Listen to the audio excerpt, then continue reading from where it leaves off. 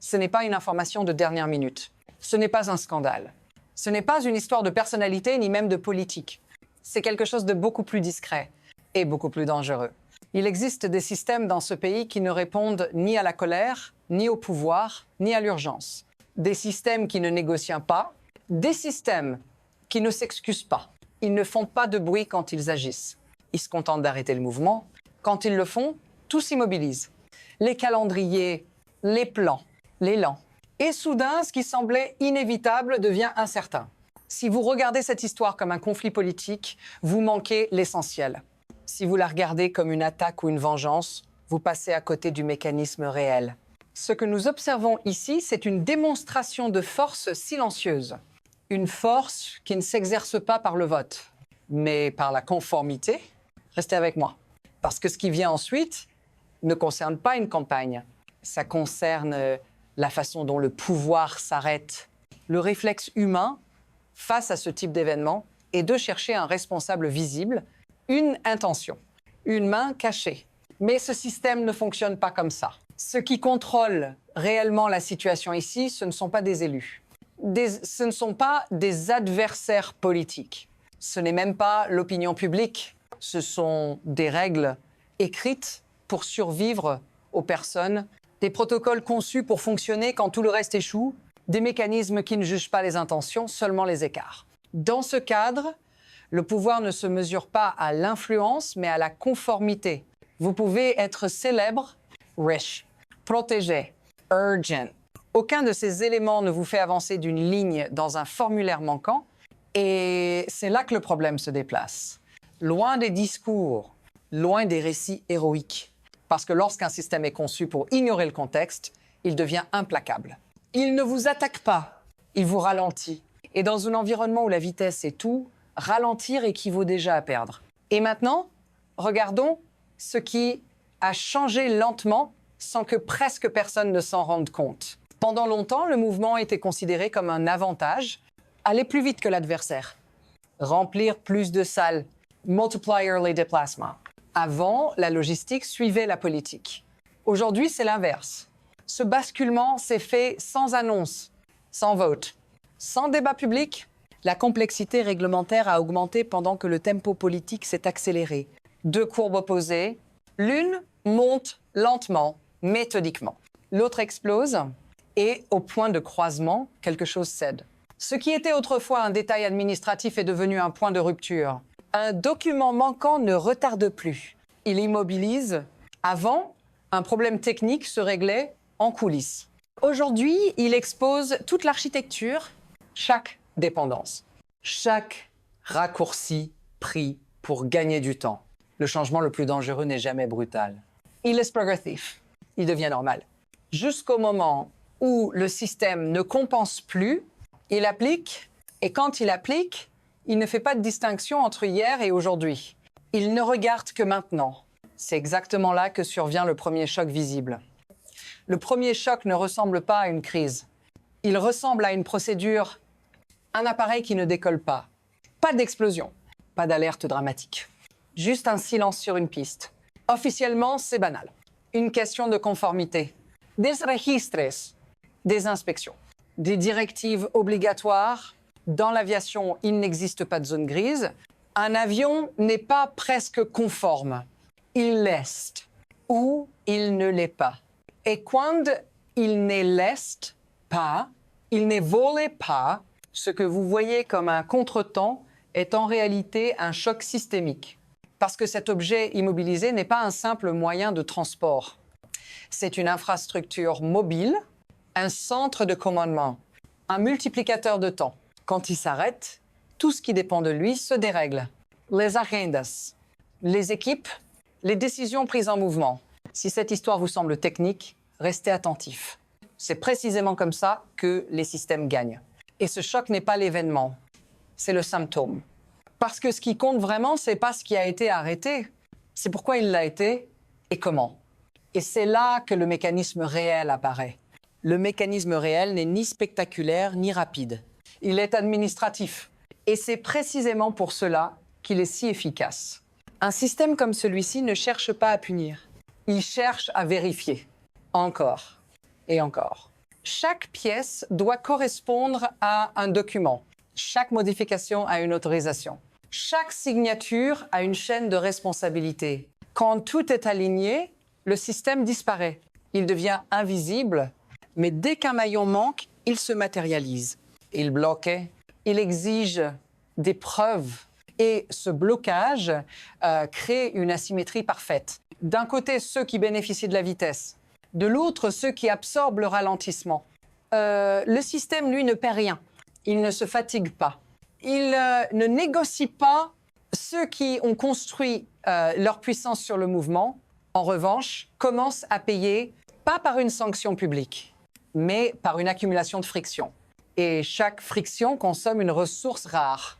Le temps, ce mécanisme est conçu pour durer plus longtemps que la crise médiatique, plus longtemps que l'indignation, plus longtemps que la tension. Restez avec moi, parce que lorsque la friction s'accumule, elle ne reste jamais abstraite très longtemps. Elle devient visible, brutale. À partir de là, tout s'accélère. Pas dans les airs, au sol, des plans sont refaits, puis refaits encore. Des événements disparaissent du calendrier, pas annoncés, effacés. Les équipes se séparent, les décisions prennent plus de temps. Les réunions deviennent fragmentées. Chaque solution temporaire crée un nouveau problème. Un autre avion, un autre itinéraire, un autre délai. La friction devient fatigue. La fatigue devient erreur. Et le système observe, il ne commente pas, il attend. Plus la pression monte, plus le risque augmente, pas le risque politique, le risque opérationnel. Parce que dans ce type d'environnement, la tentation est toujours la même, contourner, accélérer, forcer. Mais ici, forcer ne fait qu'ajouter une couche de contrôle. Et à ce stade, la question n'est plus comment répartir. La vraie question devient qu'est-ce que cette immobilisation est en train de révéler? Parce que ce deuxième choc n'est pas encore visible. Mais il arrive, et quand il arrive, il ne touche pas les structures. Il touche les gens. C'est ici que ça vous concerne. Parce que lorsqu'un système ralentit brutalement, ce ne sont pas les structures qui souffrent en premier. Ce sont les personnes prises à l'intérieur. Vous le ressentez dans les horaires impassibles, dans les nuits écourtées, dans les décisions prises sans toutes les informations. Le mouvement constant donnait une illusion de contrôle, un rythme, une protection.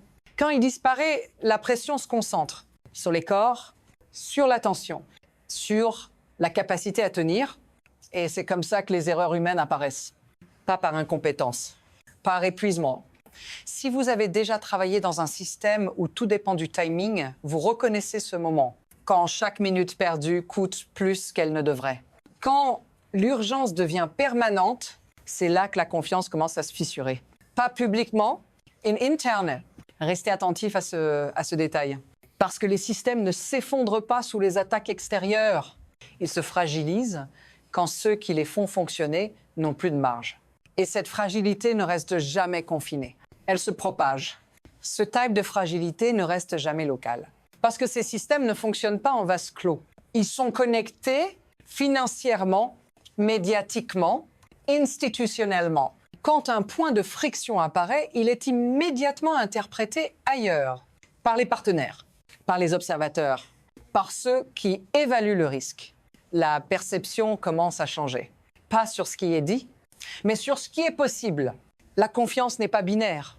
Elle se dégrade par paliers. Et dans un environnement globalisé, cette dégradation voyage vite. Les marchés réagissent à la stabilité. Les donateurs évaluent la gestion. Les institutions observent la discipline. Ce n'est plus une question de politique intérieure. C'est une question de fiabilité. Un système perçu comme lent à se corriger devient cher à soutenir, cher à défendre, cher à expliquer. Et plus cette perception s'installe, plus le coût de l'inaction augmente. Mais c'est ici que l'histoire devient véritablement instable. Parce que face à ce type de pression, il n'existe que quelques trajectoires possibles. Aucune n'est sans conséquence. Et aucune n'est encore choisie. À partir d'ici, le système entre dans une zone d'accélération. Il n'y a plus de retour simple à l'état précédent. Seulement des trajectoires. La première est l'ajustement, lent, méthodique, coûteux. Le système accepte la friction, corrige ses failles, renforce ses procédures. Il sort vite, mais ressort plus lourd, moins agile, différent. La deuxième est l'érosion, plus silencieuse, plus dangereuse. Les problèmes ne sont pas résolus, ils sont contournés. Chaque contournement fragilise un peu plus l'ensemble. La façade tient. L'intérieur s'use. Et puis, il y a la troisième trajectoire, la rupture. Elle ne commence pas par un effondrement spectaculaire. Elle commence par une décision prise trop vite. Sous pression, sans marge, un seuil est franchi. Et soudain, ce qui était gérable ne l'est plus. À ce stade, le système ne débat plus. Il applique ses règles avec une rigueur absolue. Nous ne savons pas encore quelle trajectoire sera choisie. Et c'est précisément ce qui rend ce moment dangereux. Parce que le futur n'est pas décidé par les intentions. Il est décidé par la façon dont les systèmes réagissent quand le temps manque. Et il ne reste plus beaucoup de temps. Il n'y a pas de résolution confortable ici. Pas de leçon morale, pas de soulagement final. Seulement un constat inconfortable. Nous vivons dans une époque où le pouvoir dépend de systèmes qui ne reconnaissent ni le statut, ni l'urgence, ni le récit. Ils reconnaissent les preuves, les signatures, les délais respectés. Quand ces systèmes fonctionnent, ils sont invisibles. Quand ils s'activent, ils redéfinissent brutalement les limites du possible. Ce qui s'est joué ici n'est pas terminé, parce que ce type de friction laisse toujours des traces. Dans les structures, dans les corps, dans la confiance. La question n'est pas de savoir si le mouvement reprendra. Il reprend toujours. La vraie question est à quel prix et avec quelle cicatrice. Si vous voulez comprendre ce qui arrive ensuite, il faudra regarder ailleurs que les discours. Il faudra suivre les procédures, les silences, les retards. Parce que c'est là que le futur se décide désormais, pas dans les promesses, mais dans les systèmes qui, un jour, disent simplement non. Si cette analyse vous a retenu jusqu'ici, restez attentif à la suivante. Parce que ce mécanisme ne s'arrête pas avec une seule histoire. Il se répète. Et la prochaine fois, il pourrait toucher quelque chose d'encore plus grand.